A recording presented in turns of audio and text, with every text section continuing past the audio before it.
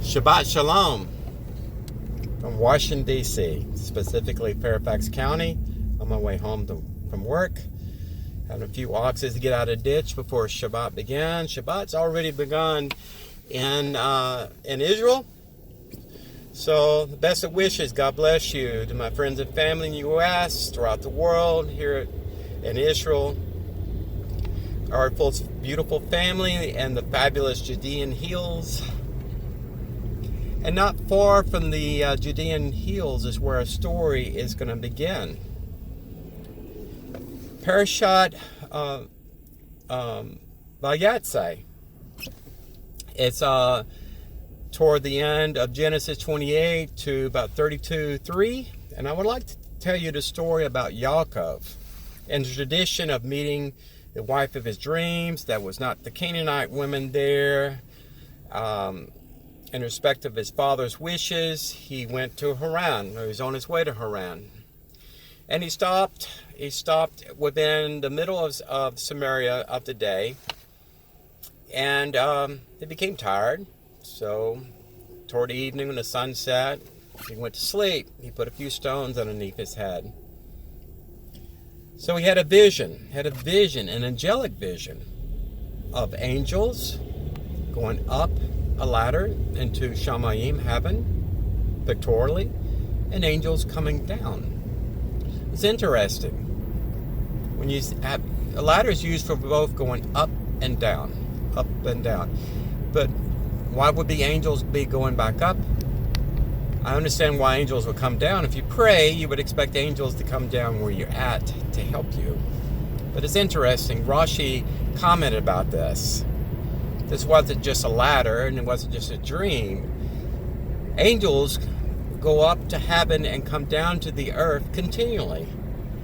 Sometimes for our benefit, sometimes for other people's benefit, many times because God commands it, because they have duties and responsibilities here on this earth in protecting us and watching over us. Well, part of the prayer that Yaakov said when he went to bed, he said he just wanted to be comforted, okay? He was going somewhere.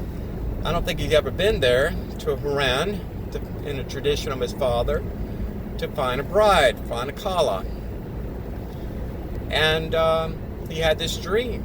So angels were coming down, as Rashi said, to protect Yaakov on his journey, to watch over him, to make sure he made the best choices because his heart was right with the Lord. He was a righteous man. So when he woke up, he was thrilled about the dream. And you know, a lot of people, when we go to bed at night, we don't remember if we dreamt anything anymore. Anyway, I mean, if you have a restful sleep, you got REM sleep, you remember a dream or two. Some of them are really lucid, and this was a very lucid dream. Something I remember when I was a child. I had dreams, and I still remember them because they're very lucid. They stick in your head and your memory, and it impacted him emotionally, intellectually, and spiritually.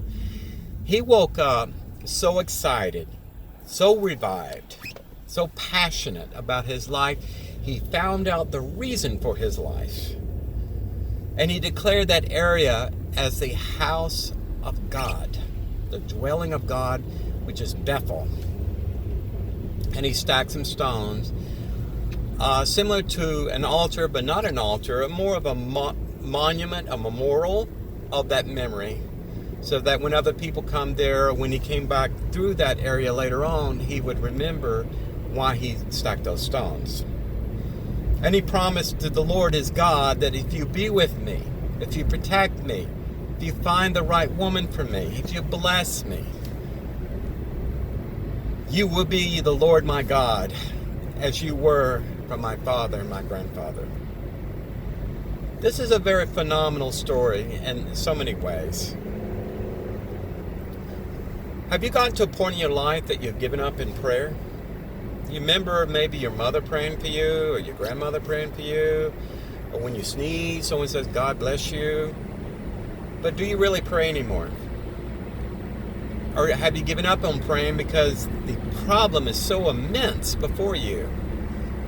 It would take an act of Hercules to lift that burden from your mess, whether it's a financial crisis, a pending divorce, a death in the family, someone critically ill in the hospital, whatever it may be, your job situation, your child situation, whatever it may be. Is it so insurmountable in your limited intelligence that it just stops you? So why should I pray? No one's listening. Well, I think Yaakov maybe gotten to that point in his life where he said, yeah, I remember my father praying, and he spoke of my grandfather praying.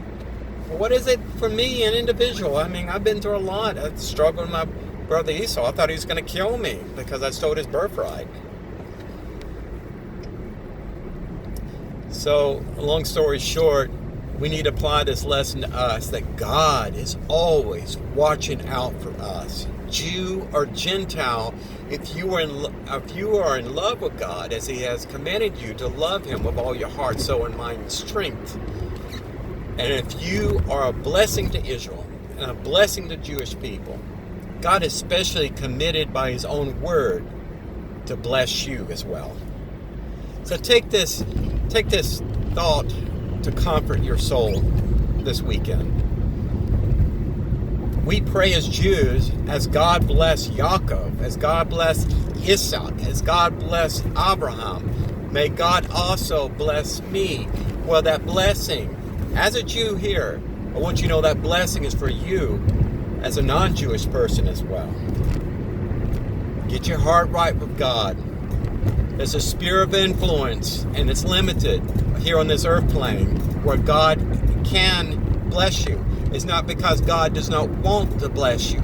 It's because we, by our free will choices, choose to put ourselves in a domain and realm in which God just will not or cannot bless you. So if you don't want evil in your life, don't put yourself in those situations. God and evil do not mix. The adversary is against God. By your choices, if you start doing good things for people, you start loving your neighbor as yourself, you start having a positive frame of mind, a song on your heart, sing a spiritual hymn, learn Hebrew and sing it in Hebrew especially, learn the Hebrew names of God and the characteristics to describe God, that will put you in a position where angels will come down from Shamayim in your midst and watch over you. Shalom Aleichem. Take care. Bye-bye.